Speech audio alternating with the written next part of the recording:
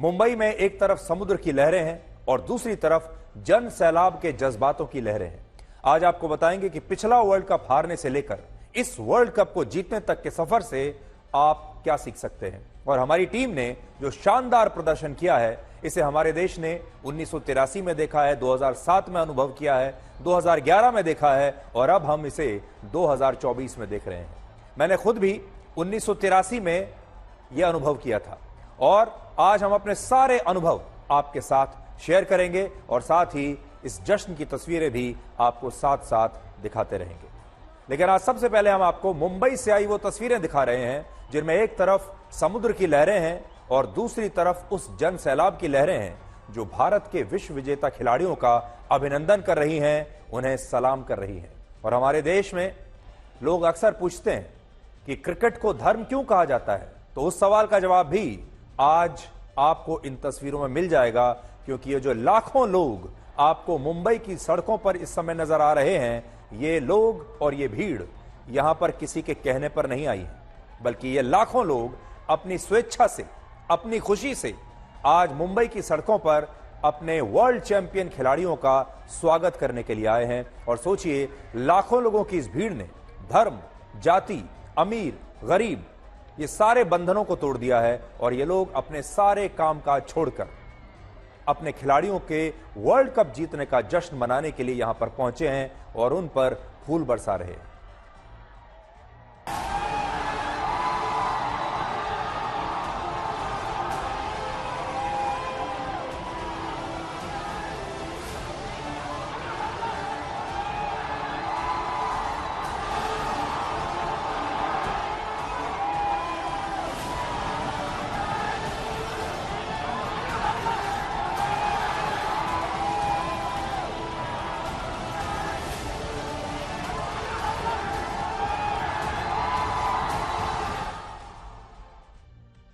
और आज आप ये समझ लीजिए कि जो कुछ इस समय मुंबई में हो रहा है उसकी लाइव कमेंट्री आज आपको हमारे स्टूडियो से मिलेगी। और अब मेरे साथ मेरे सहयोगी विक्रांत गुप्ता इस समय हमारे साथ जुड़ रहे हैं। विक्रांत, आपका बहुत बहुत स्वागत है।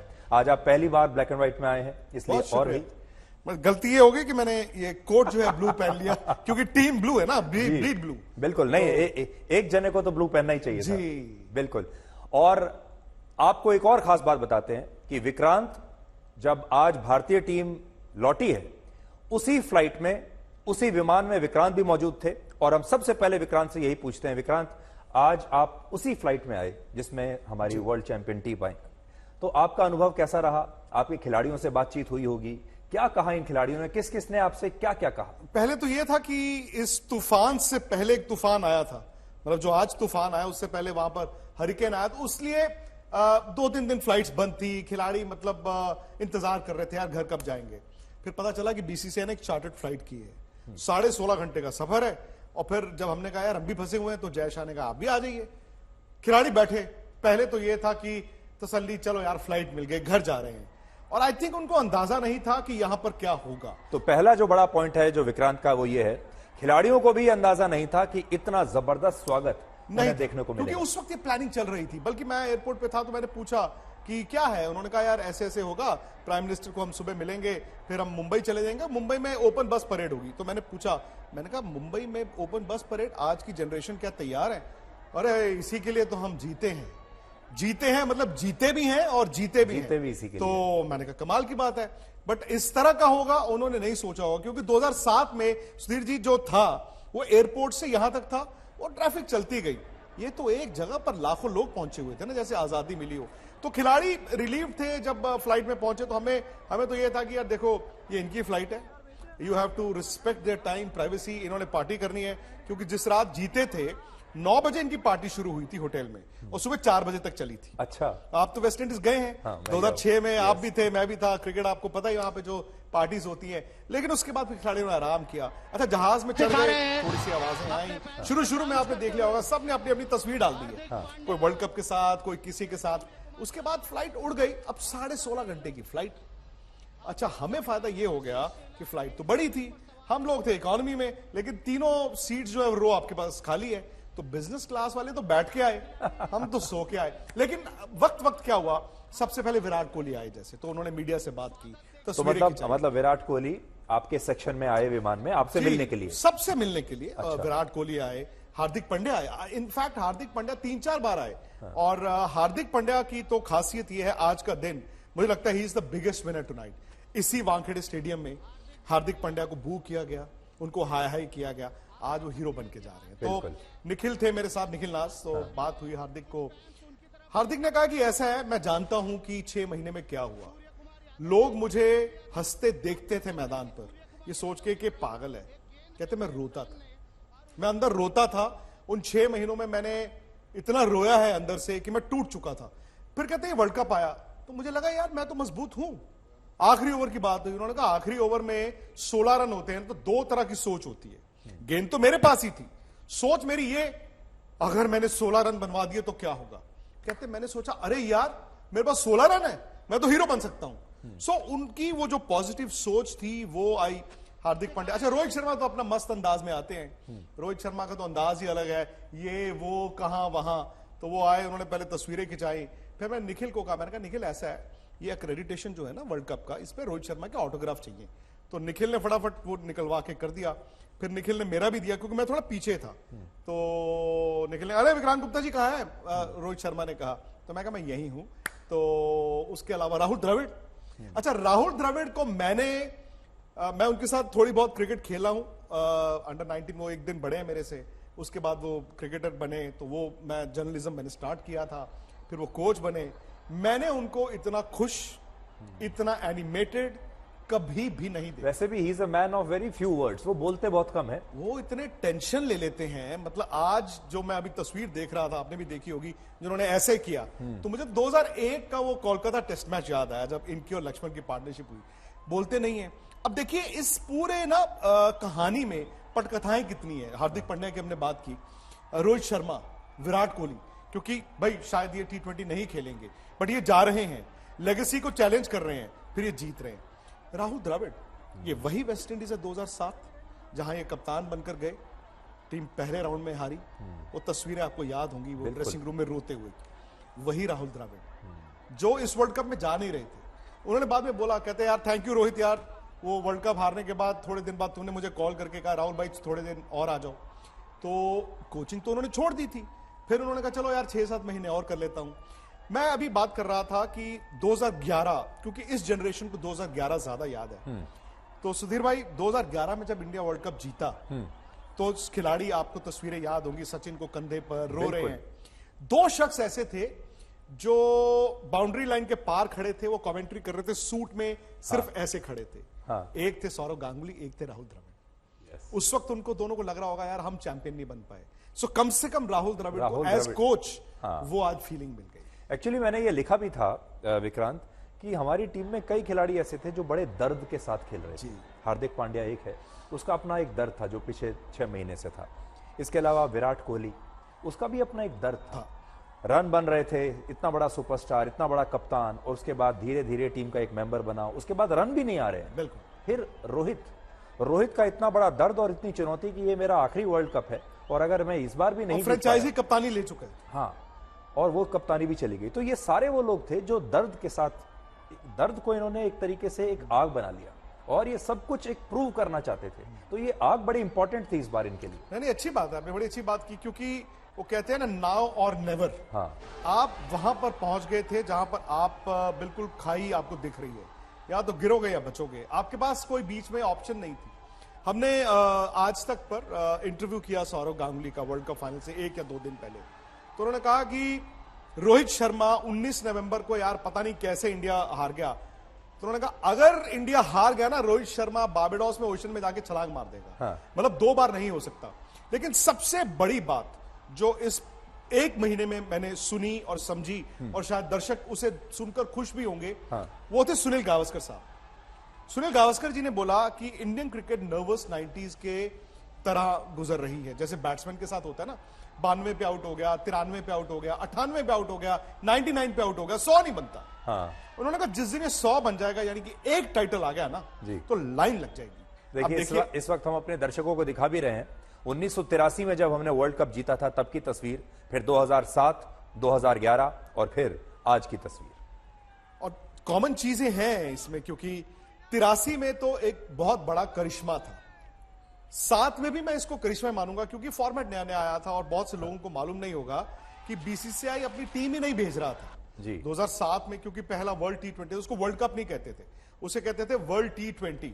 तो बीसीसीआई ने कहा हम नहीं टीम भेज रहे, तो एन मौके पर चलो एक युवा कप्तान भेज दो, एंड धोनी का वो युग का आगाज हुआ। 2011 तो सुधीर जी ऐसा था कि अगर इंडिया नहीं जीतता ना तो बहुत ही बड़ा ही अपसेट होता। 2011 जीतना ही था। उसके बाद लेकिन किसी ने सोचा नहीं का कि वर्ल्ड कप जीतने के लिए 14 साल का इंतजार। आप करीब आए, वो नर्वस 90s, आपने 92 भी बनाए, 94 भी बनाए, 99 पे भी आउट हो गए, 100 नहीं बना। लेकिन अब ये जो 100 बना है, अब आप देखिएगा अगले 12 महीने में ये तो T20 वर्ल्ड कप है, चैंपियंस ट्रॉफी है फरवरी मार्च में, इंडिया वो जीतेगा। वर्ल्ड टेस्ट चैंपियनशिप फाइनल है, 2 बार हम हारे हैं, हो सकता है वो भी अगले साल हम जीते। सो कहीं ना जो इंडिया के पास क्रिकेट थी, मेरा ये मानना था हम अंडर अचीव कर रहे हैं, क्योंकि जैसे हम आईसीसी टूर्नामेंट जाते थे, इतना कुछ होने के बावजूद छू के वापस आ जाते, छू के वापस। अब हम been there done it, Mount Everest चढ़ गए दोबारा से, अरे यार इसको चढ़ना ऐसा था, चलो ठीक है। और आपने साउथ अफ्रीका को हराया, सेमीफाइनल में इंग्लैंड को हराया, ऑस्ट्रेलिया को हराया, पाकिस्तान के खिलाफ आपने 119 रन डिफेंड किए। सो मतलब कहते हैं ना कि आपकी सारे घोड़े खुल गए सबने, लेकिन इंडिया को कोई चैलेंज नहीं कर पाया। बिल्कुल। अब हम एक बार आपको मुंबई से सीधी तस्वीरें दिखाते हैं, और देखिए बड़ी स्क्रीन पर जरा आप देखिएगा, और मैं आपको वो तस्वीरें दिखाना चाहूंगा जिसमें आपको भीड़ का पता चलेगा। देखिए ये तो बस है जिसमें वर्ल्ड चैंपियन टीम इस समय बढ़ रही है वानखेड़े स्टेडियम की तरफ, लेकिन जन सैलाब आप देखिए। और भी मैं ऊपर से आपको और तस्वीरें कुछ दिखाऊंगा, आप देखिए कितनी जबरदस्त भीड़ है।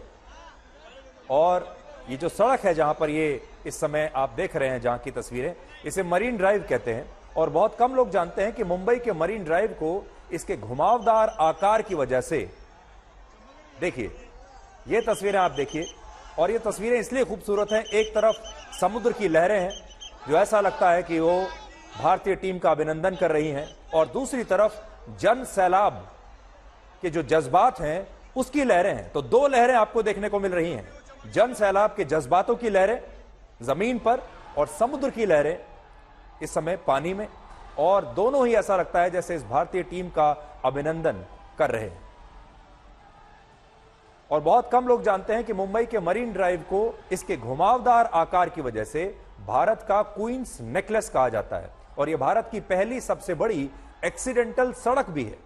वर्ष 1920 में जब अंग्रेजों ने मुंबई शहर और अरब सागर के बीच एक दीवार खड़ी की थी, तब इसे एक बहुत बड़ी गलती मान लिया गया था, और उस समय ब्रिटिश अफसर मुंबई शहर में नरीमन पॉइंट को मालाबार हिल से जोड़ने के लिए अरब सागर के साथ साथ एक दीवार खड़ी कर रहे थे। लेकिन जब इस दीवार का निर्माण हुआ तो गलती से ही मरीन ड्राइव के रूप में एक ऐसा मार्ग बन गया जो यातायात के लिए इस्तेमाल हो सकता था, और इसी के बाद ब्रिटिश सरकार के अफसरों ने यह तय किया कि वो इस एक्सीडेंटल मरीन ड्राइव को सड़क मार्ग का रूप देंगे, और इस तरह आज से 104 वर्ष पहले मरीन ड्राइव का गलती से उस समय निर्माण हो गया था, और आज उसी मरीन ड्राइव पर भारत की ये वर्ल्ड चैंपियन टीम आज इस समय आप देख रहे हैं। और ये देखिए, मैं आपको पुरानी एक तस्वीर दिखा रहा हूं मरीन ड्राइव की।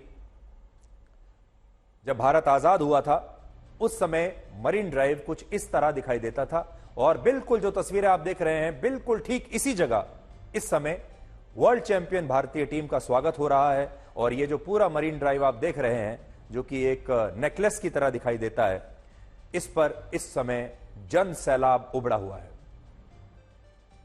और मरीन ड्राइव में, मरीन का अर्थ होता है समुद्र से जुड़ा हुआ, और इस मरीन ड्राइव को मुंबई के लोग सोनापुर भी कहते हैं। और इस मरीन ड्राइव ने पिछले 100 वर्षों में वक्त को यहां से गुजरते हुए और बदलते हुए देखा है, और आज भी यह मरीन ड्राइव अपनी बाहें फैलाकर भारत के इन हीरोज का स्वागत कर रही है। और लाखों लोगों का यह जनसैलाब इसी मरीन ड्राइव की गोद में बैठकर क्रिकेट का वर्ल्ड कप जीतने का यह सपना अपना साकार होते हुए देख रहा है और उसका जश्न मना रहा है।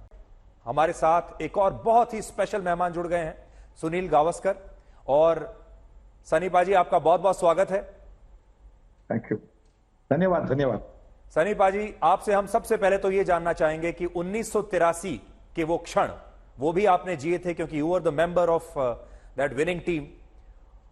उस जमाने का जो स्वागत था जब आप आए थे और आज जो स्वागत इस टीम को मिल रहा है, क्या आपको अपनी वो पुरानी यादें आपकी ताजा हो रही हैं और आप क्या फर्क देखते हैं दोनों में? हाँ, यादें तो बिल्कुल जाग उठी है जब इस टीम का जिस तरह से सहर्ष स्वागत किया गया भारतीय टीम का दिल्ली में और फिर यहाँ पे मुंबई में, वही वही क्षण याद आते हैं जहाँ पे 1983 की टीम का भी इतने उत्साह से स्वागत किया गया था। अब यहाँ पे तो और ज्यादा लग रहा है क्योंकि अब की जो जनता है उन्होंने उनको टेलीविजन पे देखा है, उनके साथ वो मतलब वो जूनियर खिलाड़ी थे, तब से अब वो सीनियर खिलाड़ी बन गए, तब से उनका साथ उन्होंने निभाया, उनके जो फैंस है चाहते हैं। तो ये एक और भी मुझे लगता है कि और भी उत्साह से ये सेलिब्रेट हो रहा है, होना भी चाहिए। इस टीम को सनी पाजी 125 करोड़ का इनाम मिल रहा है बीसीसीआई की तरफ से। आपकी जो टीम थी, असल में जो पहला चमत्कार था वो तो आपने किया था। इस बार तो फिर भी लोगों को बड़ी उम्मीदें थी। आपके समय में तो लोगों को विश्वास नहीं हो रहा था अपनी आंखों पर, कानों पर। मैं उस समय, मुझे याद है, मैं उस समय टीवी पर देख रहा था और यकीन नहीं हो रहा था कि जो देख रहे हैं, वेस्ट इंडीज जैसी शक्तिशाली टीम को हराना संभव भी है, ये यकीन नहीं होता था। आपको कितना इनाम मिला था? पहले हमें 25,000 रुपए, हर प्लेयर को 25,000 रुपए का इनाम बीसीसीआई के जो अध्यक्ष थे उस वक्त एनकेपी साल्वे, उन्होंने अनाउंस किया था चेंज रूम में, ड्रेसिंग रूम में, जहां पे हम वापस आए थे, फील्ड से वापस आए थे। उसके बाद में लता दी ने एक कॉन्सर्ट किया दिल्ली में, वहां पे 1 लाख रुपए मिले थे टीम को। तो मतलब कुल मिलाकर शायद 1 लाख रुपए का जो इनाम था वो मिला था हमें उस वक्त 1983 में। जी, एक और फर्क है सनी पाजी, वो ये कि उस जमाने में ना तो कोई सोशल मीडिया था, ना इंटरनेट था, टीवी भी बहुत कम घरों में उस समय हुआ करता था। और आज अगर आप देखेंगे तो मेरे ख्याल से पूरा भारत आज इन तस्वीरों को देख रहा होगा अपने मोबाइल फोन पर, अपने गैजेट्स पर या अपने टीवी पर। इस फर्क को भी हमारे दर्शकों के लिए थोड़ा एक्सप्लेन कीजिए कि उस समय का जब आपका जो स्वागत हुआ था वो कैसा था और आज का जो स्वागत है ये कैसा है? देखिए, अब इस बार का जो स्वागत है वो और भी उत्साह से होगा, क्योंकि जैसे आपने बताया कि बहुत ज्यादा लोगों को वो जो समय था जहां पे भारतीय टीम ने ट्रॉफी हासिल की, वो देखने का मौका मिला था। 1983 की बात आपने जिक्र किया था कि वहां पे ज्यादा लोगों के पास शायद कलर टेलीविजन भी नहीं था, टेलीविजन भी नहीं था, तो शायद इतने लोगों ने देखा भी नहीं होगा। पर जिस तरह से भारतीय टीम का 83 की टीम का स्वागत हुआ था, एयरपोर्ट से लेकर जब हम वानखेड़े स्टेडियम आए थे, तो वो जो स्वागत हुआ था और अभी की टीम का जो स्वागत हो रहा है, उसमें मतलब जो प्यार हमें दिखाई दिया उस टाइम और अभी इस टाइम, वो मुझे लगता है वही होगा। हाँ, अब ज्यादा लोग हैं, ज्यादा लोग होने भी चाहिए, क्योंकि ज्यादा लोगों ने इस विक्ट्री को देखा है, इस विजय को देखा है। तो यही तो होता है, सिर्फ फर्क होता है कि सिर्फ कितने लोगों ने देखा, और प्यार तो वही मिलता है जो भारतीय फैंस ने हमेशा क्रिकेटरों को दिया है। जी, लेकिन इसके बावजूद सनी पाजी, अभी हम स्क्रीन पर 1983 की वो तस्वीरें दिखा रहे हैं जब आप और आपकी टीम मुंबई में आए थे, और मैं देख पा रहा हूं बावजूद इसके कि कोई इंटरनेट उस समय नहीं था, टीवी नहीं था, लेकिन अभी भी मैं देख रहा हूं कि बहुत जबरदस्त बड़ी संख्या में लोग आए थे आपको देखने के लिए, आपका स्वागत करने के लिए। और देखिए कितने बड़ी संख्या में लोग बैठे हुए हैं, तालियां बजा रहे हैं आपके लिए। जी बिल्कुल, ये जून का जो महीना है वो कुछ अब खास महीना होगा, स्पेशल महीना होगा भारतीय क्रिकेट के लिए, क्योंकि जून 25 को 1983 में वर्ल्ड कप जीता था और जून 29 को ये T20 का वर्ल्ड कप भारतीय टीम ने जीता है। तो और चैंपियंस ट्रॉफी भी सनी भाई जून 2013 में जीती थी। जी बिल्कुल बिल्कुल, वो भी जून और पहला टेस्ट मैच भी भारत ने जून में खेला था, 32। जी बिल्कुल, जून 25 को पहली टेस्ट मैच खेली का भारतीय टीम ने खेला था। तो हाँ बिल्कुल, जून का महीना कोई खास महीना है भारतीय क्रिकेट के इतिहास में। जी, एक और मैं आपसे जानना चाहूंगा अनुभव।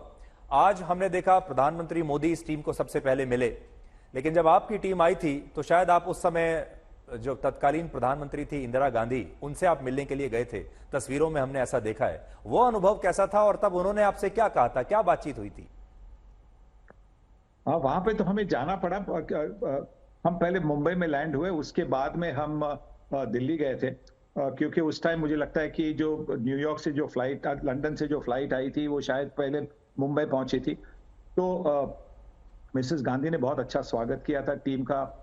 हैदराबाद हाउस करके एक जगह है, वहां पे राष्ट्रपति भी आए थे रिसेप्शन के लिए, राष्ट्रपति ज्ञानी जी भी आए थे। तो बहुत अच्छा लगा, क्योंकि जब कोई आपके जो देश के जो लीडर्स है वो आपका स्वागत करते, आपको कांग्रेचुलेट करते, तो बहुत अच्छा लगता है। तो बिल्कुल वैसा लगा था उस टाइम भी कि जब उन्होंने हमारा स्वागत किया था, हम सबको एनकरेजमेंट दी थी कि आगे जाकर और भी कीजिए, तो फिर बहुत अच्छा लगा था उस वक्त। जी सनी भाजी, अब हम आज के दौर में आते हैं। ये तो मैं इसलिए आपसे पूछ रहा था क्योंकि पहला जो वर्ल्ड कप हमने जीता था उस टीम के आप मेंबर थे और आपके अनुभव हमारे दर्शकों को बहुत अच्छे लगेंगे। लेकिन now as a cricket expert, cricket की सबसे बड़ी आवाज के रूप में, ये जो हमने वर्ल्ड कप इस बार जीता है, क्या आपको ऐसा लगता है कि ये अब भारत के क्रिकेट में एक नए युग की शुरुआत है? अब हम एक नए युग में प्रवेश कर रहे हैं जहां हमारे बहुत सारे खिलाड़ी अब इसी युग में रह जाएंगे और अब एक पूरी एक नई खेप आएगी जो हमें अगले युग में लेकर जाएगी। जी बिल्कुल, ये तो मुझे लगता है कि ये एक ऐसी पहली ही ऐसी जीत है जिसे हम आगे जाकर और भी कप्स ले आएंगे, क्योंकि इस टूर्नामेंट में जिस तरह से इस टीम खेली है, जब ऐसा लग रहा था कि मैच हाथ से छूट गई है, तभी भी इस टीम ने कभी भी ऐसा दिखाई नहीं दिया फील्ड पर कि वो नर्वस हुए। उनकी जो बॉडी लैंग्वेज, हम अंग्रेजी में कहते हैं बॉडी लैंग्वेज, वो हमेशा पॉजिटिव थी। थोड़े से वक्त के लिए भी ऐसा नहीं लगा कि ये टीम सोच रही है कि मैच हाथ से निकल गई है। और जिस तरह से उन्होंने वापसी की पाकिस्तान के खिलाफ, फिर मिचेल मार्श और जब ट्रेविस हेड की पार्टनरशिप चल रही थी, वहां पे जो जिस तरह से अक्षर पटेल ने कैच पकड़ा, जिस तरह से क्लासन और मिलर की पार्टनरशिप बन रही थी, फाइनल में जिस तरह से टीम ने वापसी की, ये क्या दिखाती है? ये हमें दिखाती है कि इस टीम में एक एक्सट्रीम सेल्फ बिलीफ है, बहुत जबरदस्त कॉन्फिडेंस है, बहुत जबरदस्त आत्मविश्वास है, और इसी से तो आप फर्क ले आ सकते खेल में। और आगे जाकर सारे जो युवा खिलाड़ी है वही ये आत्मविश्वास करके हमें और भी ज्यादा कप ले आएंगे, इसका मुझे बहुत जबरदस्त विश्वास है। सनी भाई, कहीं ना कहीं वो अनरिटन रूल भी है ना कि बल्लेबाज आपको चकाचौंध है, बल्लेबाज आपको मैच जिता सकते हैं, लेकिन टूर्नामेंट जीतने के लिए आपको गेंदबाज चाहिए। बुमराह तो वैसे ही एक मीम बन गया है, सामने वाली टीमें कहती है यार ये तो बड़ा अनफेयर है, इंडिया 20 ओवर खेलता है, हमें तो बुमराह के 4 ओवर काट के 16 मिलते हैं। फिर कुलदीप यादव ने विकेट ली। अर्शदीप, आई थिंक बॉलिंग ही है शायद जिसने भारत को ये वर्ल्ड कप जिताया है। ये और फील्डिंग को मत भूलिएगा, जिस तरह से अक्षर पटेल ने वो कैच पकड़ लिया, सूर्य कुमार यादव का फाइनल में कैच, जिस तरह से फील्डिंग रह चुकी है, ग्राउंड फील्डिंग रह चुकी है, जहां पे चौके को बचाकर सिर्फ 2 रन ही दी है ऑपोजिशन को, ये जो फील्डिंग इस टीम की थी। और दूसरी एक जो बॉलिंग में जो डिसिप्लिन था, डिसिप्लिन का मतलब नो बॉल तो हमने देखे नहीं। नो बॉल तो मुझे लगता है कि किसी भी, अभी जिस तरह की ट्रेनिंग चलती है, जिस तरह की प्रोफेशनलिज्म इस खेल में आई है, किसी भी बॉलर को एक नो बॉल डालने का कोई बहाना नहीं होना चाहिए। There should be no excuse for bowling a no ball. अगर आप प्रोफेशनल है, आपको इतने सारे पैसे मिलते हैं, तो आपको चौका लग सकता है, छक्का लग सकता है, आप वाइड बॉल भी डाल सकते हैं, पर नो बॉल आप डाल नहीं सकते, बिल्कुल नहीं डाल सकते। तो ये हमने इस टीम का देखा, उन्होंने नो बॉल बिल्कुल डाले नहीं, और जिससे बहुत फर्क पड़ता है। नो बॉल के बाद में T20 क्रिकेट में और व्हाइट बॉल क्रिकेट में एक फ्री हिट होता है जिससे मैच पलट सकती है, और इसी की वजह से जो डिसिप्लिन इस टीम ने दिखाया उसकी प्रशंसा करनी होगी। सर एक और चीज, आप सुधीर आपको याद होगा जी, सुनील गावस्कर साहब इंग्लैंड में थे, सनी भाई इंग्लैंड में थे, और वहां पर एक 5 दिन का मैच खेल रहे थे लॉर्ड्स में। अचानक से वहां से खबर आई कि जी उन्होंने कह दिया ये मेरा लास्ट फर्स्ट क्लास मैच है, और जो 87 वर्ल्ड कप रिलायंस कप वो मेरा लास्ट होगा। सब हैरान हुए, और सुनील गावस्कर जी ने बोला था कि रिटायर तब कीजिए जब लोग पूछें वाई नॉट वेन। तो जिस तरह से जीतते ही, वर्ल्ड कप चैंपियन बनते ही, पहले विराट ने, फिर रोहित ने, फिर जडेजा ने कहा कि yes this is it, peak पर जा रहे हैं। क्या आपने सोचा था इस टाइमिंग के बारे में उनकी?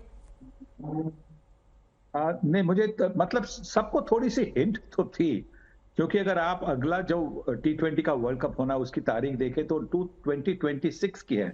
तो 2 साल में ये शायद होंगे 40 के करीब होंगे, उम्र के 40 के करीब 38 साल के होंगे। तो 38 साल में T20 क्रिकेट खेलना थोड़ा सा मुश्किल बनता है। आपको युवा खिलाड़ियों को जगह बनानी चाहिए और उसी उसी अंदाज से ये टीम जो दिग्गज खिलाड़ी है, महान खिलाड़ी है भारतीय क्रिकेट के लिए, उन्होंने ये निर्णय लिया जानते हुए कि अगला वर्ल्ड कप, अगला T20 का वर्ल्ड कप, वो शायद उसके लिए वो पूरी तरह से फिट नहीं होंगे। टीम में फिट, टीम के फिट का मतलब फिजिकली फिट नहीं, टीम के कॉम्बिनेशन में शायद फिट नहीं होंगे।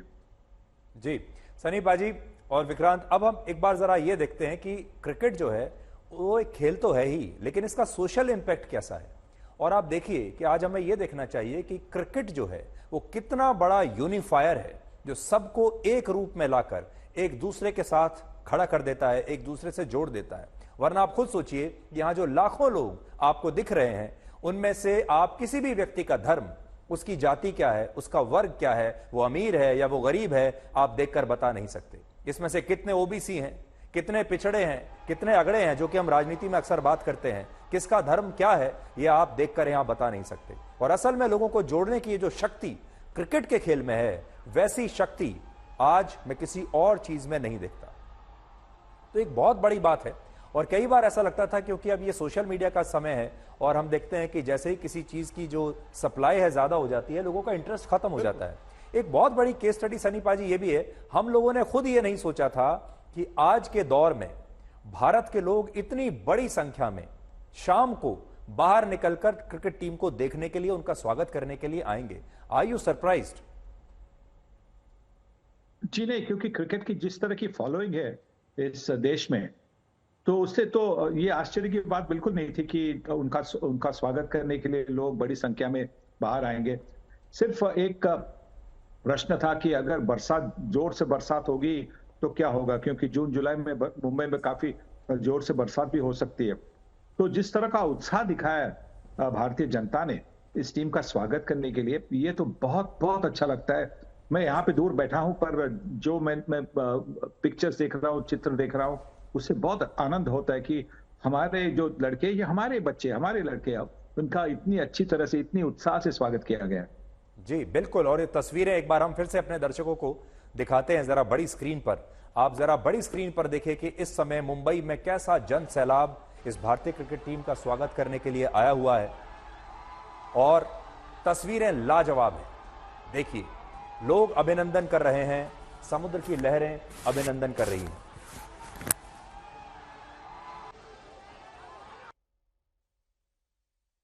सनी पाजी, एक सवाल और मैं आपसे पूछना चाहता हूं कि अब रोहित शर्मा का दौर और विराट कोहली का दौर अब समाप्त हो चुका है, कम से कम T20 में। अगले दौर के रोहित शर्मा और विराट कोहली आप किसे मानते हो, और क्या आपको लगता है कि इन दोनों के जाने से कोई फर्क पड़ेगा? क्योंकि हमेशा देखिए, जब आप रिटायर हुए तो ऐसा लगा अब दूसरा कोई नहीं आएगा, फिर सचिन तेंदुलकर आए, उसके बाद जब सचिन रिटायर हुए तो फिर ऐसा लगा जैसे अब ऐसा दोबारा से एक बहुत बड़ा वैक्यूम पैदा हो गया है। उसके बाद विराट कोहली आए, रोहित शर्मा आए। अब अगला युग आप कैसे देखते हैं?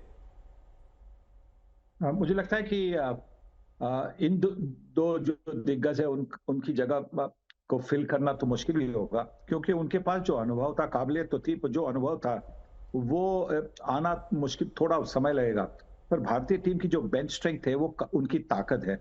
अगर आप देखें कि जिस तरह से भारतीय टीम अभी जिम्बाब्वे में गई है, उनमें इतने सारे खिलाड़ी हैं जो अगर अच्छा परफॉर्मेंस करे तो ये दो, रोहित शर्मा और विराट कोहली की जगह ले सकते हैं। शुभमन गिल एक है, वो जगह ले सकते हैं। यशस्वी जायसवाल है, वो जगह ले सकते हैं। तो बहुत सारे ऐसे खिलाड़ी, अभिषेक शर्मा जगह ले सकते हैं। बहुत अच्छे, बहुत ऑप्शंस है भारतीय टीम के पास। पर हमें आगे जाकर देखना होगा कि क्या उनके पास वो मानसिकता है, वो मानसिक ताकत है जो रोहित शर्मा और विराट कोहली में थी, कि जब कोई ऐसी परिस्थिति होती है कि जहां पे आपको अच्छी गेंदबाजी हो रही है, आप सामना करना पड़ रहा है कि पिच आसान नहीं है, और वहां पे जिस तरह से वो दोनों खिलाड़ी खेल लेते थे, तो संभल कर खेल लेते थे, जब संभल कर खेलना है तो संभल कर खेलते थे, जब अग्रेसिव खेलना तो अग्रेसिव खेलते थे। उसके लिए थोड़ा सा समय लगेगा। तो वो क्या इस तरह से खेल पाएंगे ये हमें आगे जाकर ही देखना होगा। पर बेंच स्ट्रेंथ तो काफी अच्छी बेंच स्ट्रेंथ है भारतीय टीम के पास। जी सनी बाजी, अब वापस आपको 1983 के युग में ही मैं लेकर जाना चाहता हूं और आपसे यह पूछना चाहता हूं कि कभी आपको ऐसा लगता है कि काश आप इस युग में खेले होते? जी नहीं, बिल्कुल नहीं, क्योंकि उस युग का जो खेलने का जो मजा था वो कुछ अलग ही था। देखिए, इस टीम के भी जो बहुत सारे खिलाड़ी है वो कहेंगे कि हमें रोहित शर्मा के साथ खेलने का मौका मिला, हमें विराट कोहली के साथ खेलने का मौका मिला, रविंद्र जडेजा के साथ खेलने का मौका मिला। मैं भी वही कहता हूं कि मुझे भी कपिल देव के साथ खेलने का मौका मिला, मुझे भी बलविंदर सिंह संधू, संदीप पाटिल, उनके साथ दिलीप वेंगसरकर, इनके साथ कृष्णमाचारी श्रीकांत के साथ खेलने का मौका मिला। उनके साथ जो समय बिताया चेंज रूम में, हम लोग बस से जाते थे, टीम की जो बस होती थी, एक काउंटी से दूसरे काउंटी जाते थे, उसमें जो मजा आता था, जो मजे किए, वो याद आता है। तो मतलब वो सब सोचकर जो मजे किए, मुझे कभी भी एक सेकंड के लिए भी ऐसा कभी नहीं लगा कि अभी अगर मैं इस साल इस वक्त खेलता तो मजा आता। नहीं, वो जो मजा था वो अलग था और उसका सामना करना बहुत बड़ा मुश्किल है, उसकी कंपैरिजन करना बड़ा मुश्किल है। जी, और सनी बाजी, अब आपसे आखिरी सवाल मेरा ये है कि जब पहला जो वर्ल्ड कप होता है वो always it is always special. तो जो पहला वर्ल्ड कप था, आज भी जो उस पीढ़ी के लोग हैं, जैसे मैं याद करता हूं पहला वर्ल्ड कप 1983 का, मैंने ब्लैक एंड व्हाइट टीवी पर देखा था और यकीन नहीं हो रहा था और उस खुशी का कोई ठिकाना नहीं था। और क्रिकेट का जो कंटेंट था उसकी सप्लाई भी बहुत कम थी, इसलिए वो और भी ज्यादा ग्रैंड, और भी ज्यादा बड़ा लगता था। और हमारे जैसे जो लोग हैं, और आई एम श्योर आपके साथ भी ऐसा होगा, कि जो 83 का जो वर्ल्ड कप था उसकी जगह कोई नहीं ले सकता। वो हमेशा बहुत ही ज्यादा स्पेशल रहेगा। आपको भी ये लगता है? जी बिल्कुल, वो तो हमेशा स्पेशल लगता है क्योंकि उसकी अपेक्षा नहीं थी ना। और जब आप कोई किसी का अपेक्षा करते, मतलब आप एंटिसिपेट करते कि ये जीत हो सकती है। यहाँ पे 1983 में कोई भी अपेक्षा नहीं कर रहा था। शायद जो हम लोग खेल रहे थे उन्हीं उन्हीं में वो कॉन्फिडेंस था कि हमारे पास वो काबिलियत है कि हम अपसेट कर सकते हैं। तो वो जो जीत जो हासिल की, वो मतलब वो कभी भी भूल नहीं सकते। उसके बाद में जो 2007 में T20 वर्ल्ड कप जीता, 2011 में 50 ओवर जीता और अभी 2024 में T20 वर्ल्ड कप जीता है, उसे जबरदस्त खुशी हो रही है, जबरदस्त खुशी हो रही है। उसमें दो राय नहीं। पर वो जो याद है 1983, वो तो मैं ऐसा लगता है कि वो कल ही हुआ है, कल ही जी हुआ है और उसकी याद जो हमेशा ताजा रहेगी। सनी बाजी, थैंक यू सो मच। पूरे देश की तरफ से मैं आपको धन्यवाद देना चाहता हूं, आपको, कपिल देव को और आपकी उस टीम को, 1983 की टीम को, जिसने इस देश को पहली बार वर्ल्ड कप की खुशी दी थी, जिसने इस देश को पहली बार वर्ल्ड कप क्या होता है वो दिखाया था। वर्ल्ड कप की तस्वीर हमने अपनी टीम के हाथों में पहली बार देखी थी। इसलिए आज हमारे पूरे देश की तरफ से आपको बहुत बहुत धन्यवाद, उस पल को हमारे आंखों के सामने लाने के लिए, और आपने अपना समय दिया आज, इसके लिए भी बहुत बहुत शुक्रिया। And many congratulations to you, क्योंकि हमने इस बार एक और वर्ल्ड कप जीता है। Thank you very much. Congratulations to whole of India. आप जानते हैं दुनिया में सबसे ज्यादा 7 बार क्रिकेट का वर्ल्ड कप ऑस्ट्रेलिया ने जीता है। दूसरे नंबर पर भारत है जिसने 4 बार वर्ल्ड कप जीता है, और 4 बार ही वेस्ट इंडीज ने वर्ल्ड कप जीता है। 3 बार इंग्लैंड ने जीता है और 2-2 बार श्रीलंका और पाकिस्तान ने भी वर्ल्ड कप जीता है। तो ये पूरी दुनिया की जो टीमें हैं उनकी स्थिति है, किसने कितनी बार वर्ल्ड कप जीता है। और भारत ने अपना पहला वर्ल्ड कप वर्ष 1983 में लंदन में जीता था, जिसके बारे में मैं आपको बताता आ रहा था। और उस समय भी जब कपिल देव की टीम लंदन में भारत का झंडा गाड़कर वापस भारत लौटी, तो मुंबई में इसी मरीन ड्राइव पर उस टीम का भी ऐसे ही भव्य और शानदार स्वागत हुआ था। और उस समय की तस्वीरों को आज मैं आपको दिखाना चाहता हूं, जरा इन तस्वीरों को देखिए। ये ब्लैक एंड व्हाइट टीवी का उस समय जमाना था, सोशल मीडिया था नहीं, इंटरनेट था नहीं, कैमरों की क्वालिटी इतनी अच्छी नहीं थी, उस समय हाई डेफिनेशन कैमरे नहीं आते थे, उस समय मल्टी कैम सेटअप नहीं लगा होता था, उस समय ड्रोन कैमरे नहीं हुआ करते थे। सब कुछ बहुत सिंपल था, सब कुछ बहुत सीधा साधा था। और उसी जमाने की तस्वीरें आज मैं आपको दिखा रहा हूं, जब भारत ने 1983 में यह वर्ल्ड कप जीता था। और हम सब लोगों ने ब्लैक एंड व्हाइट टीवी पर उस जमाने में एक मोहल्ले में मुश्किल से एक टीवी हुआ करता था और पूरे मोहल्ले के लोग एक साथ मिलकर उस ब्लैक एंड व्हाइट टीवी पर यह मैच देखा करते थे। और इस समय ये संदीप पाटिल को आप देख रहे हैं, जिनके हाथ में वर्ल्ड कप है। कपिल देव उस टीम के कप्तान थे। तत्कालीन प्रधानमंत्री इंदिरा गांधी ने इस टीम को बुलाया था, इस टीम के साथ मुलाकात की, इस टीम के साथ चाय पी थी। और देखिए पूरी की पूरी जो विनिंग टीम है वर्ल्ड कप की 1983 की, वो पूर्व प्रधानमंत्री इंदिरा गांधी के साथ आपको यहां पर नजर आ रही है। और जैसा मैंने आपको कहा, वो ब्लैक एंड व्हाइट का जमाना था। हमारे शो का नाम भी ब्लैक एंड व्हाइट ही है और ये जो युग था ये भी ब्लैक एंड व्हाइट युग था। उस समय ब्लैक एंड व्हाइट कैमरे हुआ करते थे, ब्लैक एंड व्हाइट टीवी हुआ करते थे और इसीलिए आप ये जो सारी तस्वीरें आज देख रहे हैं ये ब्लैक एंड व्हाइट में है, क्योंकि उस समय रंगीन टीवी हमारे देश में नहीं आया था। रंगीन कैमरे, वीडियो कैमरे उस समय हमारे देश में तब तक नहीं आए थे और रंगीन टेलीकास्ट नहीं होता था। इसलिए हमने ये पूरा के पूरा मैच कुछ इस क्वालिटी में जो अभी आप देख रहे हैं ये हमने तब देखा था।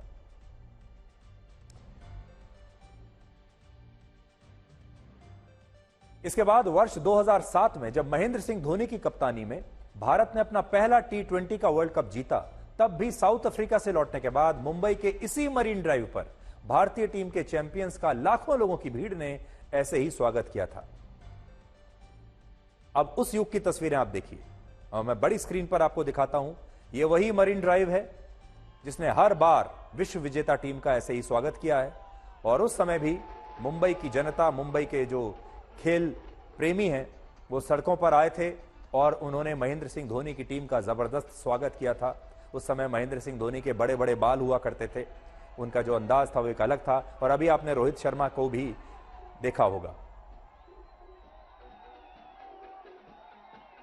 और उस जमाने में मुंबई में डबल डेकर बस चला करती थी।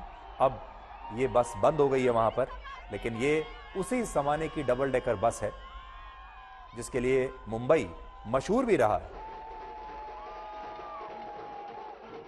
और देखिए फिर 2011 में जब भारत ने तीसरी बार वर्ल्ड कप जीता, तब भी मुंबई के वानखेड़े स्टेडियम में भारतीय टीम का जबरदस्त स्वागत और अभिनंदन हुआ था।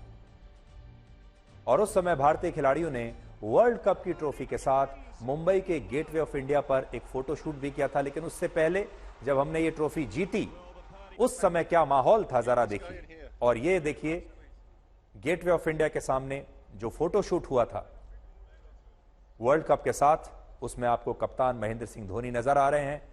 अब उनका अंदाज बिल्कुल बदल चुका था।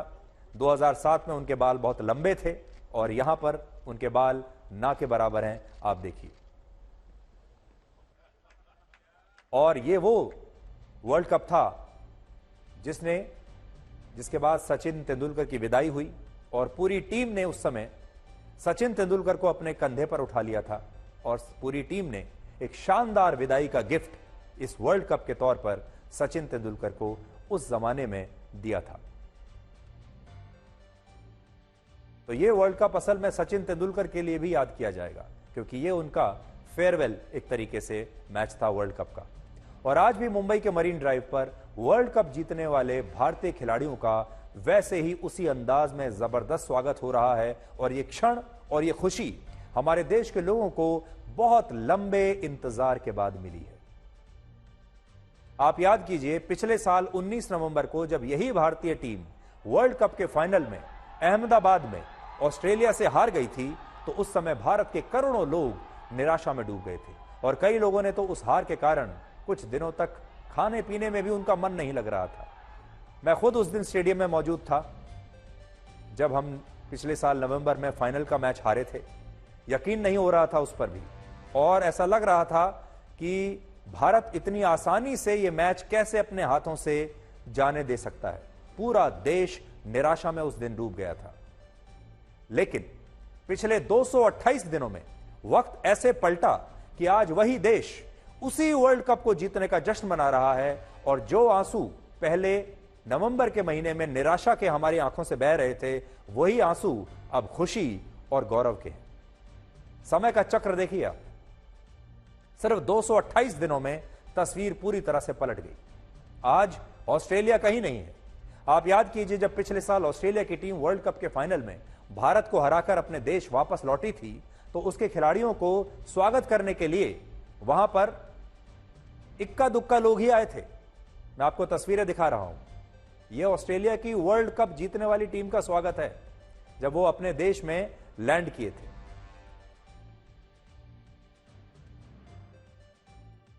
लेकिन भारत के लोग अपने खिलाड़ियों से कितना प्यार करते हैं और क्रिकेट उनके लिए क्या मायने रखता है, वो आज आप इन तस्वीरों से समझ सकते हैं। एक बार और जरा बड़ी स्क्रीन पर देखिए इन तस्वीरों को और आपको लगेगा कि वाह क्या बात है। इस टीम में 2 खिलाड़ी ऐसे हैं जिन्होंने दूसरी बार भारत के लिए वर्ल्ड कप जीता है। इनमें पहले हैं कप्तान रोहित शर्मा, जो वर्ष 2007 में वर्ल्ड कप जीतने वाली टीम का हिस्सा थे, और दूसरे हैं विराट कोहली, जो वर्ष 2011 की वर्ल्ड कप विनिंग टीम का हिस्सा थे। और अब इन दोनों ही खिलाड़ियों ने क्रिकेट के T20 फॉर्मेट से एक साथ संन्यास ले लिया है। यानी विराट कोहली और रोहित शर्मा का जो युग है अब समाप्त हो चुका है T20 क्रिकेट में। और बीसीसीआई ने इस बार वर्ल्ड कप जीतने वाली भारतीय टीम को 125 करोड़ रुपए का प्राइज मनी देने का ऐलान किया है। इस टीम को 125 करोड़ रुपए इनाम के तौर पर दिए जाएंगे। और आपको हैरानी होगी, वर्ष 1983 में जब भारत ने पहली बार वर्ल्ड कप जीता था, तब बीसीसीआई ने पूरी टीम को 20 लाख रुपए का इनाम दिया था। तो उस जमाने में 20 लाख रुपए और आज 125 करोड़ रुपए, और 20 लाख रुपए भी बीसीसीआई के पास तब इस टीम को देने के लिए नहीं थे। जिसके बाद लता मंगेशकर ने बीसीसीआई के लिए एक फंड रेजिंग प्रोग्राम किया, और इस प्रोग्राम से जो 20 लाख रुपए का इकट्ठा हुए, वो पैसा बीसीसीआई ने कपिल देव की टीम को दे दिया। 20 लाख रुपए बीसीसीआई के पास नहीं थे देने के लिए। लेकिन अब बीसीसीआई पूरी दुनिया का सबसे अमीर क्रिकेट बोर्ड है, और उसने 125 करोड़ रुपए इस बार अपनी इस वर्ल्ड चैंपियन टीम को देने का ऐलान किया है। हालांकि वर्ष 1983 में वर्ल्ड कप जीतने पर भारतीय टीम को इंटरनेशनल क्रिकेट काउंसिल यानी आईसीसी ने 3 लाख रुपए इनाम के तौर पर दिए थे। 3 लाख। जबकि आज 2024 में ये T20 का वर्ल्ड कप जीतने पर भारतीय टीम को आईसीसी से 20 करोड़ और 41 लाख रुपए की प्राइज मनी मिली है। और आज सुबह देश लौटने के बाद प्रधानमंत्री भारतीय टीम के खिलाड़ियों ने सबसे पहले प्रधानमंत्री नरेंद्र मोदी के घर जाकर उनसे मुलाकात की। वो तस्वीरें भी हम आपको दिखाते हैं, देखिए।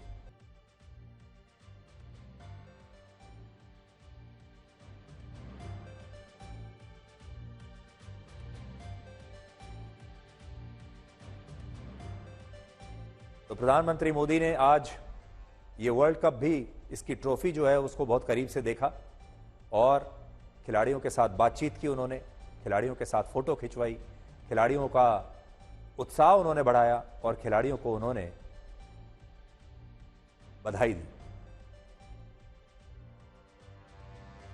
और ठीक इसी तरह 1983 में भी जब भारत की टीम वर्ल्ड कप जीतकर लौटी थी, तब भी उस टीम ने तत्कालीन प्रधानमंत्री इंदिरा गांधी के साथ ऐसे ही मुलाकात की थी, जिसकी तस्वीरें हमने आपको दिखाई। वर्ष 2011 में जब भारत ने वर्ल्ड कप जीता, उस समय पूर्व प्रधानमंत्री डॉक्टर मनमोहन सिंह ने टीम के खिलाड़ियों के साथ ऐसे ही मुलाकात की थी, और उस समय श्रीमती सोनिया गांधी भी मौजूद थी। और रोग आपके शरीर में पैदा होकर भी आपको हानि पहुंचाता है, और औषधि वन में पैदा होकर भी हमारा लाभ करती है। इसलिए कई बार हित चाहने वाला पराया भी अपना होता है, और अहित करने वाला अपना भी पराया होता है।